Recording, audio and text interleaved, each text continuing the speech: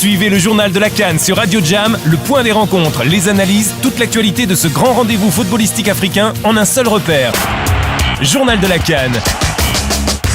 Le journal de la CAN, toute l'actu de la CAN sur Jam.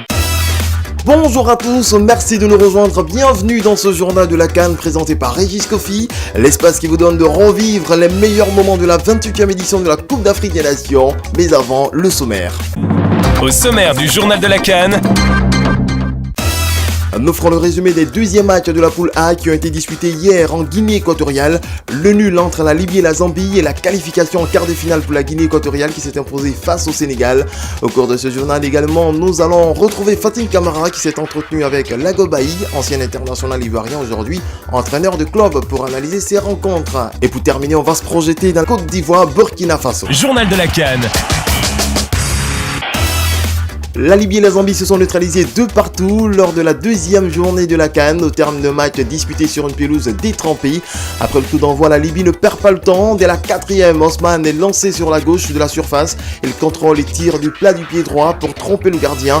1-0 sur cette action. Après avoir concédé l'ouverture du score, les Chipolopolo ont cru en l'égalisation. Une égalisation qui est intervenue à la 29e. Sur un centre de Kalaba depuis la gauche, Mayuka marque d'une reprise de volée au deuxième poteau. 1-1 à la mi-temps. En deuxième période, les Zambiens se font cuire à froid. Osman qui profite d'une erreur de la défense zambienne sur un centre de la droite pour contrôler puis frapper 2-1 pour la Libye. Mais pas pour longtemps. Les chevaliers de la Méditerranée se font rattraper 6 minutes plus tard. Katango égalise d'une tête au deuxième poteau sur un centre venu de la gauche d'un retourné. De partout, score final, les Zambiens se rapprochent un peu plus de la qualif, mais Hervé Renard n'est pas content, lui qui avait voulu que le match soit reporté vu l'état du terrain. Toute l'actu de la CAN sur Jam. Je suis déçu, je pense pas qu'on puisse parler de football. On a vu un kick and rush sur un terrain gorgé d'eau. Donc c'est pas du tout le profil de football que la Zambie peut jouer. Donc on est tombé dans un jour où rien n'allait. Maintenant il fallait s'adapter aux circonstances. La seule chose que je puisse regretter, c'est qu'on ait joué ce match. J'aurais aimé disputer la qualification dans des conditions dignes de football. On est dans la poule du pays organisateur. Ça va être difficile jusqu'au bout. Il faut être très fort pour se qualifier. Mais on va l'être, on va se qualifier. Justement, pour décrypter cette rencontre, Fatim Camara s'entretient avec Lago Bailly, ancien international ivoirien, aujourd'hui entraîneur du club.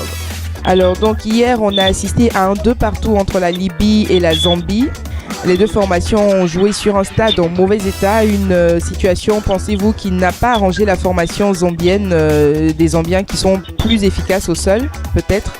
Ouais, peut-être. Non, mais hier, je me demande pourquoi la CAF a fait jouer ce premier match-là, parce que vraiment, ça nous a fait voir un autre match où la pelouse était bonne. Vraiment, on a allé assister à un très beau match, parce que c'est deux équipes qui font vraiment le jeu. Et malgré même l'état du terrain, ils nous ont quand même fourni un spectacle où on a vu 4 buts de belle facture. Donc moi je tire mon chapeau aux deux équipes. Que jouer sur un stade comme ça, c'est pas possible. Si toutes les équipes qui ont l'habitude de jouer au sol, ont l'habitude de faire le jeu, ils sont obligés de jouer à un ping-pong à un moment donné. C'est pas. Mais néanmoins, on a vu des bonnes choses. Le premier but libyen, bien construit, bien attaqué, la finition était propre. Puis après, l'égalisation était géniale. Suivez le journal de la CAN sur Radio Jam, le point des rencontres, les analyses, toute l'actualité de ce grand rendez-vous footballistique africain en un seul repère. Journal de la CAN, tous les jours de match à 12h15 et les vendredis à 13h15.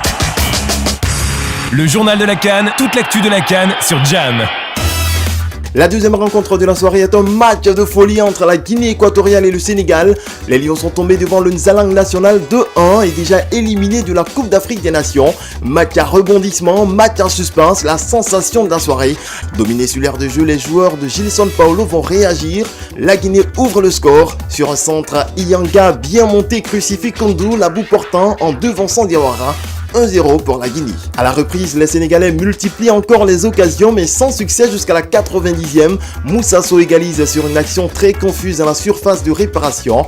1-1. Les Lions veulent vivre, ils continuent de pousser mais ils laissent de plus en plus de brèches derrière. Et le coup de tonnerre, la Guinée équatoriale enfonce le clou d'une frappe lumineuse à la 25e. Le stade explose sur cette frappe d'Alvarez qui donne 2-1 pour les Équato-Guinéens. Quel revirement de situation, le Sénégal est éliminé. Une grande déception pour Mamadou Niang et ses amis. Toute l'actu de la CAN sur Jam. Grosse déception. On est venu avec beaucoup d'envie et d'ambition dans ce match. Malheureusement, on a manqué de réussite. En première mi-temps, on domine largement toute la première mi-temps. On manque d'efficacité, on ne marque pas. On n'a rien à reprocher aux joueurs sur cette première mi-temps. Après, on savait que le match nul ne nous arrangeait pas parce que si on faisait match nul, la Guinée passait avec 4 points et la Zambie 4 points aussi. Et le match nul les arrangeait sur le dernier match. Donc il fallait absolument marquer. On s'est découvert, on a pris le premier but. Ensuite, on a poussé pour égaliser, on réussit à égaliser. Il nous fallait absolument ce deuxième but, donc on s'est jeté à la bataille. On prend un contre dans les dernières minutes. Voilà, mais bon, on n'a rien à se reprocher parce qu'on a vraiment tout donné.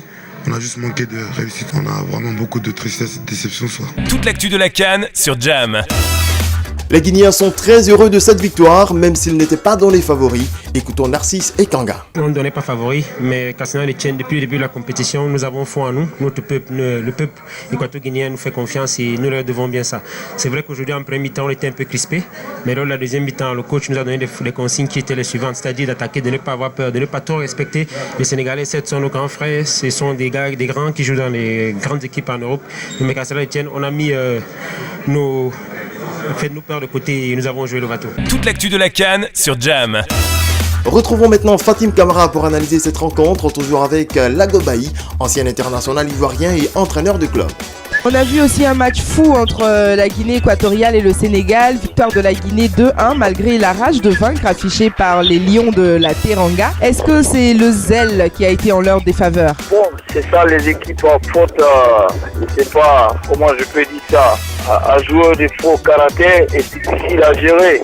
Mais moi je pense que le Sénégal a été mieux que le Sénégal premier qu'on a vu. Mais ils se sont heurtés à une équipe qui s'est organisée en première mi-temps défensivement, qui leur a laissé le jeu. Et en deuxième mi-temps, ils sont venus, ils ont posé le jeu au sol. Comme les Sénégalais, c'est des grands gabarits.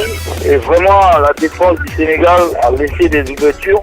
Si même les Guinéens équatoriens étaient efficaces, le Sénégal pouvait en prendre 4. Ils pouvait en prendre 4 parce qu'ils ont eu des comptes. Vraiment, où eux-mêmes, ils ont donné des ballons cadeaux. Sinon, s'ils arrivaient au bout des comptes, ça pourrait faire plus que 2 buts. Suivez le journal de la CAN sur Radio Jam, le point des rencontres, les analyses, toute l'actualité de ce grand rendez-vous footballistique africain en un seul repère. Journal de la CAN, tous les jours de match à 12h15 et les vendredis à 13h15. Le journal de la CAN, toute l'actu de la CAN sur Jam.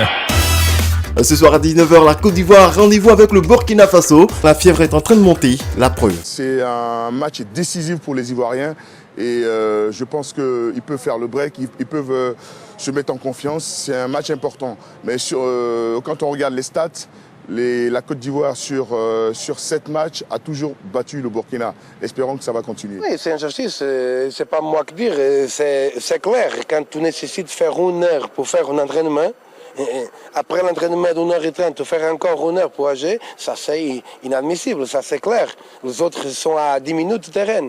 Donc il y a une injustice, ça c'est obligatoire de dire. La Côte d'Ivoire et l'Angola resté à Malabo. Nous, et Soudan, on a resté ici. Et voilà, et après on regardait que l'hôtel qu'il a donné à Soudan et à Burkina n'a pas minime condition. C'est un restaurant transformé dans un hôtel. Donc on a changé parce que les joueurs sont professionnels, les joueurs nécessitent des conditions.